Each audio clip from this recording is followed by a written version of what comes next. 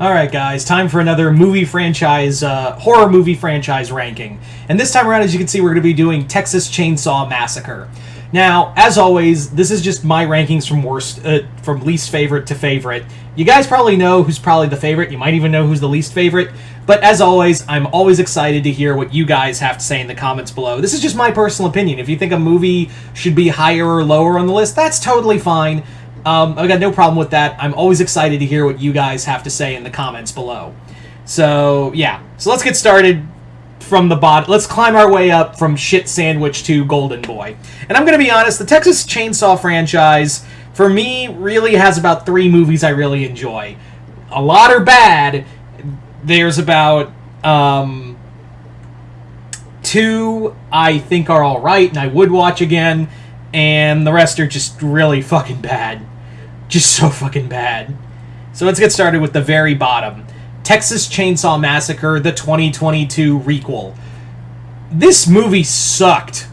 Like, I was like, no, I don't want to look like I'm, trying to look like the cool guy and be like, oh, it's so bad because it's new.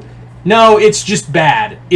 There's some good kills, but that's it. And that doesn't save this movie. The writing's awful. It has a really shoehorned mess. And I know, the original film had a message about, the hippie movement meeting, backwoods kind of movement. But it was done better, even if it was kind of in the background. Here, it's like, it missed the message of Tobe Hooper's original movie. This movie was a chore to get through. It didn't earn anything. The mask looks like shit. The acting is god-awful. And, yeah. And also it shits all over the Marilyn Burns as an actress. And I'm not trying to shit-talk the actress they got for Sally. I'm not trying to shit-talk her. I'm just saying, if you can't get the original actress, why the fuck did you even bring the character back and try to make her like Laurie Strode from the Halloween 2018 requels? Yeah, this movie sucked, and I do not want to watch it ever again. And I was like, do I want to put this at the bottom? Because a lot of I was kind of judging, because the next few are just, shit tier movies. The first, 4 movies are, shit tier movies that I will never want to watch ever again. And, yeah. No thank you. But then, the more I thought about it, I was like, yeah, this movie deserves to be at the bottom. So next up is Leatherface.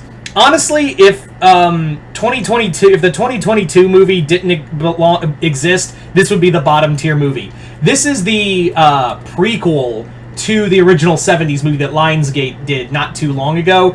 It's more like it's trying to explain the origin of Leatherface, and instead it feels more like a Devil's Rejects movie. There's not a lot of good kills. The fake out of figuring out which one will become Leatherface is stupid. It's a weird bait and switch that still makes no goddamn sense to me. And it really just feels like this movie was made to keep the rights. That's all this movie felt like was, at the end of the day, was let's see if we can keep the rights to Texas Chainsaw with this movie. And that's all. That's kind of a sin in of itself for me, is when you do something like this movie and have the audacity to say it's in continuity with the Tobe Hooper movie. That's really bad.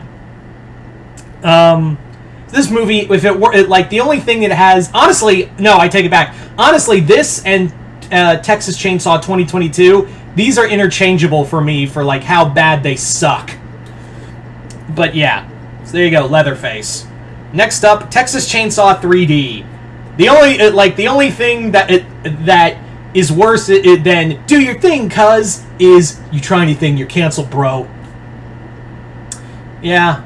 Have I made it clear that I really fucking hate the 2022 requel? Because I don't think I've been obvious yet. This movie's also really bad, but there's some decent kills. I really like the attention to detail in the first opening scene, and it was cool to see Marilyn Burns in the movie for a quick cameo, as well as Bill Moseley as Max von Sydow's character, the cook. I thought that was seeing him as Drayton was really cool, and I would, if they ever do another Texas Chainsaw movie, which we all know they will, I think it'd be cool to bring back the character of why did I say Max von Sydow? I didn't mean to say that. I just realized I said Max Sydow. That's what I meant to say, not von Sydow. I'm very tired. I just got back from a 2-mile walk. Anyway, but Drayton Sawyer, that's the character that Bill Moseley plays, from the cook from the original film, and this is supposed to be like a requel to the original film, the first of many requels, honestly. But the thing is, they're fucking cannibals who eat people. Why should I feel sorry for them when their house is being burned down and they're all getting slaughtered? Also, the timeline makes no goddamn sense. It really makes no fucking sense in any way, shape, or form. Like, Alexandra Daddario's character, if it's supposed to be 1974, and it's set during the present day, she should at least be 40. At the very least. Or late 30s.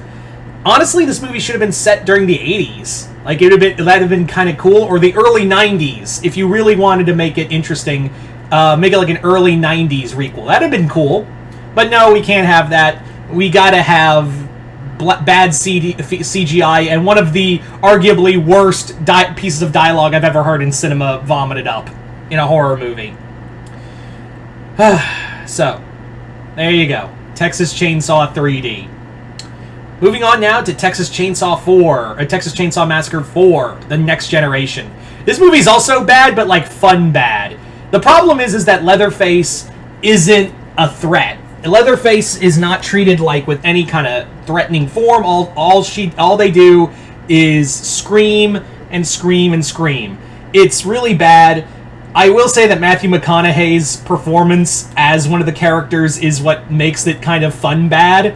But I will not watch. I don't feel like being like, hey, let's watch the Texas Chainsaw Next Generation. Let's watch that movie. I'm never like that. But yeah, also the weird Illuminati thing. This movie's fucked up. This movie is just all kinds of fucked in script writing wise. So there we go. Now let's move on to a couple movies that I think are okay, but that's really as far as I go. Starting off with Texas Chainsaw Massacre: The Beginning, the prequel to the remake of the original movie. And that, funny enough, this was the first Texas Chainsaw movie I ever watched. Yeah, again, I have this weird thing where I'm like, I never get to see the first movie until I always see like some obscure sequel before I see the actual movie, like the original movie that started it all. Yeah, I don't know why that is. That's just how my life went out. So Texas Chainsaw: The Beginning is, like I said, the prequel to the 2003 remake. I find it kind of fun. I don't know why they didn't do a sequel, but they thought a prequel would be a good idea. Probably because like some characters survived, and I don't know. It's kind of got some neat camera work, especially in some places. Gore's really good. Story's not so much, but hey, the Hewitt family, from the Sawyer to the Hewitt family, they're really fun. And Arlie Ermey, and we'll talk more about him when we get to the remake. Arlie Ermey's character is as Sheriff Hewitt, awesome. Deadass awesome. He's one of the best additions to the family characters in the movies. It is, like, the characters are, what hurts it is that it's a little I've recently rewatched and it was like, it does get a little boring, and this is the problem. It's not just the problem with this movie, is that it's also the problem with a lot of movies of its time, where it's like, where prequel horror movies, where it's like, it has to explain everything in a single movie. We can't just infer everything, but I will say, it doesn't do that to an egregious extent like some horror movie prequels will do. So at least it has that going for it. Now moving on to Texas Chainsaw Massacre 3. Also called Leatherface, Texas Chainsaw Massacre 3. It's an okay movie. I think Ken Forway's character as one of the heroes, I think he does very well. We have a really good final girl. This is a more brooding, more aggressive Leatherface. I really appreciate that he's more of a, kind of stoic, more like an angry teenager, as like the first two movies were like more about him like being a kid, like kid-like and childlike. Here, nah, he's the angry, rebellious teenager, and he's got a golden chainsaw to fuck you up with it. It's not bad.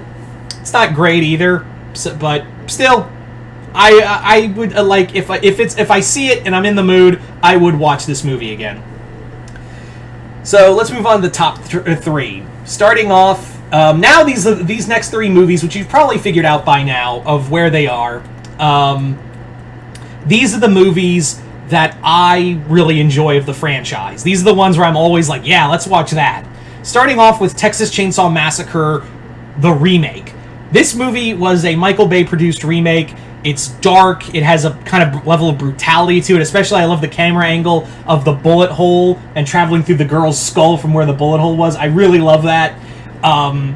Again, the Hewitt family, especially with Arlie Ermey, again, as Sheriff Hewitt, awesome, brutal character, and all around, the one thing that the problem is that, sorry about that, technical difficulties. So yeah, excuse me. So yeah, this movie, it does kind of open the door for an era of it basically kicked the door open for the remake era of horror films, which, yeah, that kind of sucks, and that was kind of the negative here. But on a whole, I think it did stick the landing for as far as I go. It's one of the better remakes of the horror era, especially of that era, because it did start it. It did start that era of the horror remakes. Anyway, so, next film on our list is Texas Chainsaw Massacre 2. This movie's fun. Literally, it feels like Tobe Hooper went, well, I ain't topping that, might as well go something different. And it knows what it is, it doesn't pretend to know what it is, and it goes on its merry way, and if you don't like it, then it's basically saying, fuck you. This movie has gotten a bit of a new cult following and a new breath of fresh air to it, and I do appreciate the new love for it, especially with Bill Moseley's character as Chop Top. This movie is gory, it's funny, it doesn't take itself seriously, because there's no way you could have topped the original movie. There's no way in hell you could have done the first movie's success all over again. Even Hooper knew this, too. So what else can I say about this movie other than, lick my plate, you dog dick? Had to do it. And, of course, to the shock of no one, my favorite film of the Texas Chainsaw Massacre franchise is Texas Chainsaw Massacre 1974. This movie is the epitome of indie horror grindhouse. This is one of those films in the horror genre that is going to be remembered as one of the greats, no matter what anyone says. Brutal, hard to watch. My first time watching this, I felt like I needed a shower after, I didn't feel that way until, I've only felt that 3 other times. My first time watching Joker and watching the Poughkeepsie tapes for the first time. And that's really the times where I've man, I feel dirty and I feel like I shouldn't be, fucking watching this. But here we are. So, excuse me. So there you go, guys. That is pretty much my rankings of the Texas Chainsaw Massacre movies. You guys tell me in the comments below, where do those movies rank for you? Just comment below, let me know. Once again, hope you all enjoyed this. I'm Mr. Multiverse. I'll see you next time in the Multiverse.